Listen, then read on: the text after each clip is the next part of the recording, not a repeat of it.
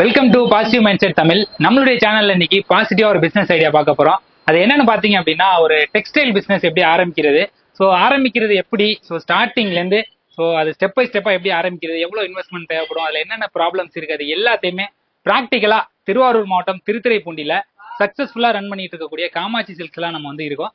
அவங்க கிட்ட நம்ம டைரக்டா கேட்டு எல்லாத்தையும் தெரிஞ்சுக்க போறோம். வீடியோ ஸ்கிப் பண்ணாம ஃபுல்லா பாருங்க. டெக்ஸ்டைல் பிசினஸ் ஸ்டார்ட் பண்றவங்களுக்கு இந்த வீடியோ ரொம்பவே யூஸ்ஃபுல்லா இருக்கும். மேடம் வணக்கம். வணக்கம் சார். உங்களை பத்தி சொல்லுங்க, உங்க பிசினஸ் பத்தி சொல்லுங்க மேடம். அனைவருக்கும் வணக்கம். என் பேரு அமலா. நம்ம திருவாரூர் மாவட்டம் திருத்துறைப்பூண்டியில ஸ்ரீ காமாட்சி சில்க்ஸ்ன்னு சொல்லிட்டு நம்ம ஃபுல்லா லேடிஸ்க்கான சாரீஸ் ஐட்டம்ஸ் எல்லாம் வச்சுட்டு ஒரு 5 வருஷமா நம்ம கடை ரன் பண்ணிட்டு இருக்கோம். மேடம் இப்போ நிறைய பிசினஸ் இருந்தாலும் குறிப்பா இந்த டெக்ஸ்டைல், அதாவது லேடிஸ்க்குன்னு ஸ்பெஷலா சாரீஸ் கலெக்ஷன் வச்சிருக்கீங்க இல்லையா, இந்த பிசினஸ் ஆரம்பிக்கணும் உங்களுக்கு எப்படி இன்ட்ரெஸ்ட் வந்துச்சு? எனக்கு பாத்தீங்கன்னா நான் ஒரு எம்எஸ்சி கிராஜுவேட். சரி, படிச்சுட்டு சும்மா இருக்கோமே, நம்ம ஏதாவது பண்ணு. பாத்தீங்கன்னா நான் டோட்டலா படிச்சது எல்லாமே சென்னையில படிச்சிருந்தோம். எனக்கு மேரேஜ் பண்ணி கொடுத்தது திருத்துறைப்பூண்டின்னு ஒரு ஒரு வில்லேஜ்னே சொல்லலாம். அந்த மாதிரி ஊர்ல தான் கல்யாணம் பண்ணி கொடுத்துருந்தாங்க. கல்யாணம் ஆகி ஒரு 3 இயர்ஸ் சும்மா தான் இருந்தேன் வீட்டுல. சரி, நம்ம படிச்சுட்டு சும்மா இருக்கோமே, ஏதாவது பண்ணணும் அப்படின்னு சொல்லிட்டு ஒரு நிறைய ஐடியாஸ் வந்துட்டே இருந்துச்சு. அப்புறம் எங்க ஊர் பாத்தீங்கன்னா கும்பகோணம் பக்கத்துல திருவிடைமருதூர். நம்ம அங்க இருந்து அந்த தொழிலை நம்ம இங்க கொண்டு வரணும் அப்படின்னு சொல்லிட்டு ஒரு பிளான் பண்ணி. உங்க ஊர்ல இந்த சாரீஸ் தயாரிக்கிறது அதுதான் ஃபேமஸ். ஆமா சார். இப்ப எங்க ஊர் பாத்தீங்கன்னா திருபுவனத்துல பட்டு சாரீஸ் தான் ஃபுல்லா. திருபுவனம் பட்டு இப்ப காஞ்சிபுரம் பட்டு எப்படி ஃபேமஸோ அதே மாதிரி திருபுவனம் பட்டுங்கிறது ரொம்ப ஃபேமஸான ஒரு விஷயம். நம்மளுக்கு திருவிடைமருதூர் அப்படிங்கறதுனால நம்மளுக்கு அதுல கொஞ்சம் டீடைல்ஸ் எல்லாமே நல்லா தெரியும். சரி, நம்ம அதை கொஞ்சம் தெரிஞ்ச விஷயத்த எடுத்து பிசினஸா பண்ணலாம் அப்படின்னு தான் இதை நம்ம ஸ்டார்ட் பண்ணோம். இப்ப இதுலயுமே பாத்தீங்கன்னா நிறைய ப்ராப்ளம் ஸ்டார்டிங்ல ஃபேஸ் பண்ணிருப்பீங்க இல்லையா?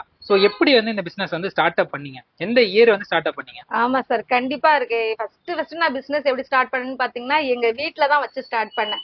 எங்க வீட்ல சின்ன ரூம்ல வச்சுதான் நான் ஸ்டார்ட் பண்ணேன். எங்க மாமா ரூம் வாசல்ல இருக்கும். எங்க மாமா ரூம்ல வச்சுதான் நான் ஸ்டார்ட் பண்ணேன். அப்புறம் எங்க தெருவுல உள்ளவங்க எல்லாத்தையுமே கூப்பிட்டு சொல்லி, இது மாதிரி எல்லா கலெக்ஷன் மாதிரியும் இல்லாம ரொம்ப செலக்டான கலெக்ஷன் எல்லாம் நம்மள்ட்ட இருக்கும், பாருங்க நல்லா இருக்கும் அப்படின்னு சொல்லிதான் நான் ஸ்டார்ட் பண்ணேன். அது மாதிரி எங்க ஊர் மக்களும் ரொம்ப சப்போர்ட் பண்ணாங்க. அதுக்கப்புறம் பாத்தீங்கன்னா இப்ப அடுத்து கடத்தருன்னு சொல்லுவாங்க பாத்தீங்களா, கட்டிமேட்ல ஒரு கடை ஒண்ணு ஸ்டார்ட் பண்ணிருந்தேன். ஒரு 1 இயர் நல்லா போயிட்டு இருந்துச்சு. சரி, நம்ம அடுத்த கடை டெவலப்பா நம்ம திருத்துறைப்பூண்டி கொண்டு வரணும்னு சொல்லிட்டு நம்ம கடையை திருத்துறைப்பூண்டி கொண்டு வந்தோம். வீட்டுல இருந்து ஸ்டார்ட் பண்ணி அப்புறம் ஒரு சின்ன ஒரு கடத்தர்ல ஸ்டார்ட் பண்ணி இப்போ ஒரு திருத்துறைப்பூண்டி அந்த நகராட்சியில நீங்க கடை வச்சிருக்கீங்க.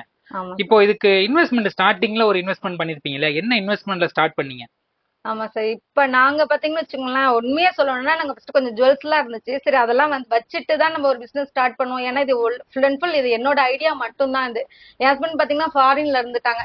சரி, அப்படி இருக்கும்போது நம்ம எதுவும் பண்ணணும் போது நம்ம ஜுவல்ல வச்சுதான் ஸ்டார்ட் பண்ணணும்னு சொல்லிட்டு நம்ம கொஞ்சம் அதை வச்சுட்டுலாம் நம்ம பிசினஸ் ஸ்டார்ட் பண்ணோம். அது கொஞ்சம் நல்லா மூவ் ஆகவும் தான் நம்ம அடுத்த அடுத்த ஸ்டெப்லாம் போகணும்.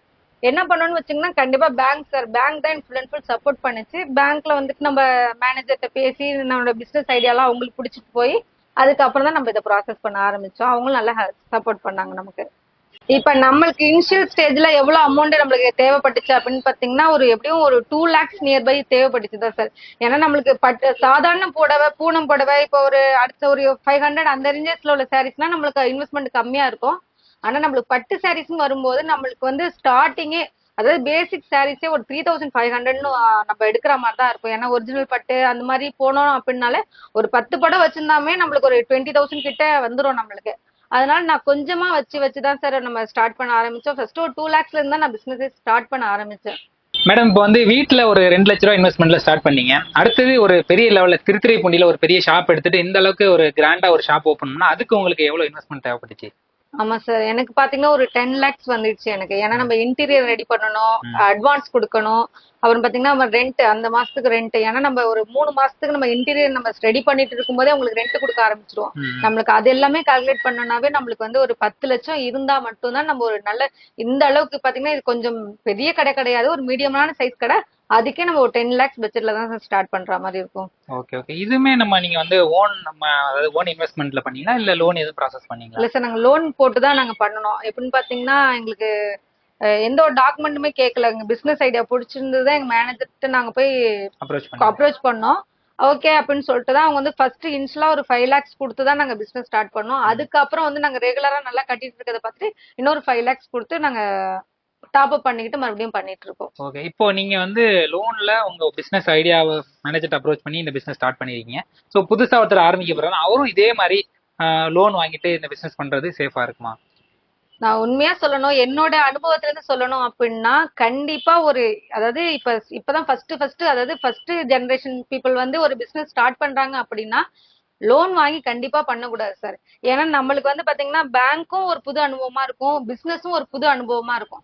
அப்படி இருக்கும்போது எனக்கு நம்மளுக்கு அதை மெயின்டைன் பண்றதா இதை மெயின்டைன் பண்றதா, ஏன்னா நம்ம இதை எதிர்பார்க்கவே மாட்டோம். இந்த ஒரு கால்குலேஷன் நம்ம ஒண்ணு வச்சிருப்போம், நம்மளுக்கு ஆகுற செலவு வேற மாதிரி இருக்கும். அப்ப வந்து நம்ம இந்த டியூ பாத்தீங்கன்னா அது மட்டும் கரெக்டா வந்துட்டே இருக்கும். அதனால நம்மளுக்கு இதுவும் மேனேஜ் பண்ண முடியாது, அதையும் மேனேஜ் பண்ண முடியாது.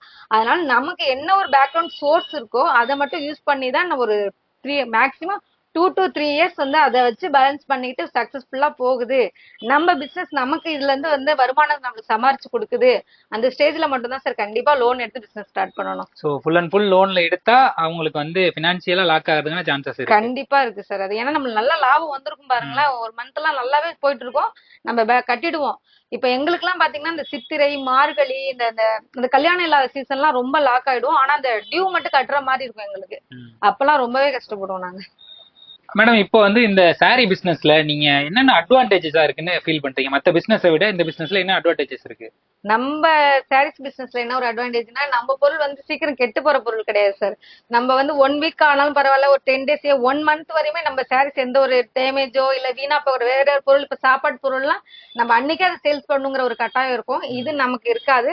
இன்னொன்னு சாரீஸ்ல வந்துட்டு இது ரெகுலரா இருக்கும். தீபாவளி பொங்கல் ஃபெஸ்டிவல்ஸ் எல்லாம் நிறைய வந்துட்டே இருக்கா, இதோட தேவை வந்து மக்கள்கிட்ட கண்டிப்பா அடுத்தடுத்து இருந்துகிட்டே இருக்கும். அதனால இதுக்கோட இது வந்து இருந்துகிட்டே தான் இருக்கும். தேவை டே பை டே இன்க்ரீஸ் ஆயிட்டே தான் போகும். இன்க்ரீஸ் ஆயிட்டே தான் இருக்கும். ஆமா. இப்ப இன்னொன்னு பாத்தீங்கன்னா, இப்ப நம்ம சாரீஸ் இது நம்ம ரெகுலரா யூஸ் பண்ற ஒரு விஷயம் தான். இத பத்தி நம்மளுக்கு நல்லா தெரியறதுனால நம்ம இந்த பிசினஸ் பண்ணிட்டு இருக்கோம். ஓகே மேடம், இப்போ வந்து இதுல என்ன பெனிஃபிட்னு சொல்லிருக்கீங்க.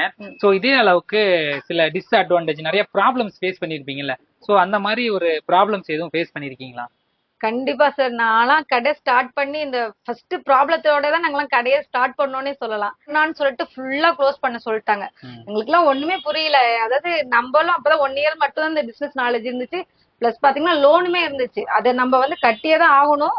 இந்த கடையும் மூடி வச்சிருக்கோம், கடைக்கு ரெண்ட் கொடுக்கணும். அது மாதிரி நிறைய ப்ராப்ளம்லாம் சால்வ் பண்ணியிருக்கோம் சார். நாங்க ஃபேஸ் பண்ணிட்டு இருந்திருக்கோம். அதாவது பாத்தீங்கன்னா கொரோனா டைம்ல நாங்கலாம் வந்து 1.5 வருஷம் கடையை மூடி வச்சு ரெண்ட் கொடுத்துருக்கோம். ஸ்டாக் வச்சுட்டு நம்மளுக்கு வீணா போயிடுமோங்கிற அந்த பயமும் இருக்கும். இன்னொன்னு பாத்தீங்கன்னா நம்ம அந்த 1.5 வருஷத்துக்கு கண்டிப்பா டியூவும் கட்டணும். அதெல்லாம் நினைச்சு நாங்களாம் ஒரு மாதிரி நிறையவே அப்செட் ஆயிருக்கோம் சார். ஸ்டார்டிங் ஸ்டேஜ்ல இது நம்ம அவசரப்பட்டுட்டோமோங்கிற அளவு கூட நாங்க இதுல எல்லாம் கஷ்டப்பட்டு இருக்கோம்.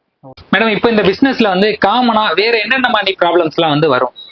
இதுல நிறைய ப்ராப்ளம்ஸ் வரும் சார். என்னன்னு பாத்தீங்கன்னா, ஒரு கஸ்டமர்ல நிறைய கஸ்டமர் இப்ப வந்து ஆன்லைன்ல பாத்துருவாங்க. போட்டோஸ் எல்லாத்தையுமே நிறைய ஆப் இருக்கா, அதுல வந்து நிறைய பாத்துட்டு வந்துட்டு அதே சாரியை வந்து நம்ம கிட்ட கேட்பாங்க.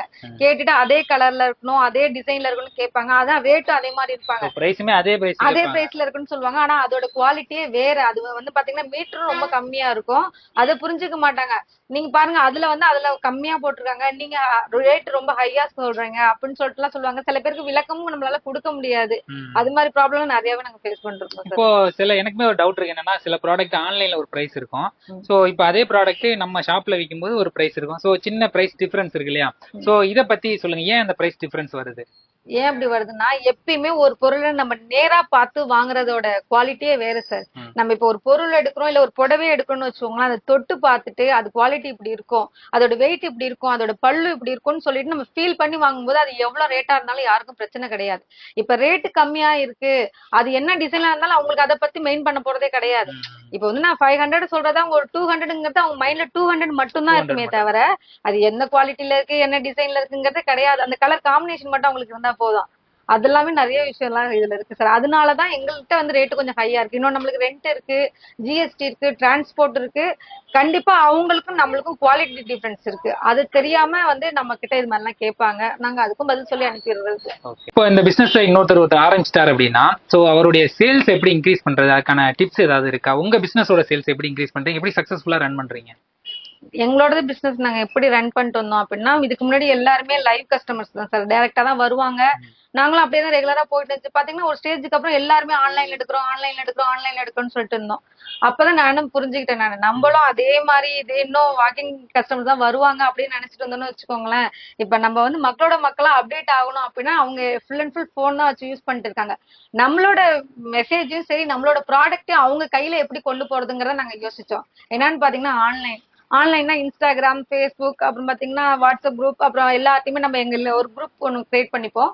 அவங்கள எங்க கஸ்டமர்லாம் ஜாயின் பண்ண சொல்லிட்டு நல்ல நல்ல சூப்பர் ஆஃபர்லாம் கொடுத்துருப்போம். அது மாதிரி இன்ஸ்டாகிராம்ல ரெகுலரா ஒரு ஆஃபர் போடுறது, ரீல்ஸ் போடுறது, அது மாதிரி ரெகுலரா நம்ம வந்து அவங்க கிட்ட வந்து ஒரு ஆன்லைன் இதுலயே இருக்கிறது. அப்படி இருக்கும்போது அவங்க வந்து ரெகுலரா நம்ம கடைக்கு வர அவங்களுக்கும் தெரிய வருது நம்ம வந்து என்ன ஆஃபர் போடுறோம், என்ன ப்ராடக்ட் போடுறோம், இன்னைக்கு என்ன ஆஃபர் போடுவாங்க அப்படின்னு சொல்லிட்டு அவங்கள நான் வந்து நம்ம இதுலயே இருக்க வச்சுக்கிறது, ஆர்வத்தோட இருக்கிறது வச்சிடுறது. அப்படி இருக்கும்போது நம்ம அவங்க வந்து வேற எங்கேயுமே யோசிக்கிறது கிடையாது. சரி இவங்க கடைக்கு போவோம், இன்னைக்கு இவங்க என்ன ஆஃபர் போடுவாங்க அப்படிங்கிற அந்த ஒரு மைண்ட் செட்டை நம்ம கஸ்டமர் கொண்டு வந்துடுறது. மேடம் இப்ப வந்து பாத்தீங்கன்னா நிறைய பேருக்கு வந்து அதுவும் குறிப்பா பெண்களுக்கு வந்து சொந்தமா ஒரு பிசினஸ் ஸ்டார்ட் பண்ண ஐடியா இருக்கு. அதுல குறிப்பா இந்த சாரி பிசினஸ் ஆரம்பிக்கணும்னு ஐடியா இருக்கு. சோ அப்படி ஆரம்பிக்கணும்னு நினைக்கிறவங்களுக்கு நீங்க வந்து என்ன சொல்ல விரும்புறீங்க? கண்டிப்பா ஒரு விஷயம் முக்கியமா என்ன சொல்லணும் அப்படின்னு பாத்தீங்கன்னா, எல்லாருமே ஆன்லைன்ல பாத்துட்டு இப்ப வந்து நிறைய வந்து சப்ஸ்கிரைபர் வச்சிருக்கவங்க, அந்த யூடியூபர்ஸ் எல்லாம் இருக்காங்க பாத்தீங்களா, அவங்க எல்லாம் சாரீஸ் விற்க ஆரம்பிச்சோன்னா எல்லாருமே நம்மளும் இது மாதிரி பண்ணுவோம், நம்மளுக்கு நிறைய சாரீஸ் சேல்ஸ் ஆகும், நம்மளும் சீக்கிரம் செட்டில் ஆயிடுவோம் அப்படிங்கிற ஒரு எண்ணத்திலே எல்லாருமே பார்த்துட்டு சாரீஸ் பிசினஸ் வந்து சூஸ் பண்றாங்க. அப்படி பண்ணும்போது என்ன ஆகுது அப்படின்னா, அவங்க ஆல்ரெடி நிறைய சப்ஸ்கிரைபர்ஸ் வச்சிருக்காங்க, அவங்க கிட்ட சேல்ஸ் பண்றாங்க. ஆனா புதுசா இப்ப ஸ்டார்ட் அப் பண்றாங்க பாத்தீங்களா, அவங்களுக்கு வந்து 0 சப்ஸ்கிரைபர்ஸ் இருப்பாங்க, பக்கத்துல பழக்க வழக்கம் எதுவுமே இருக்காது.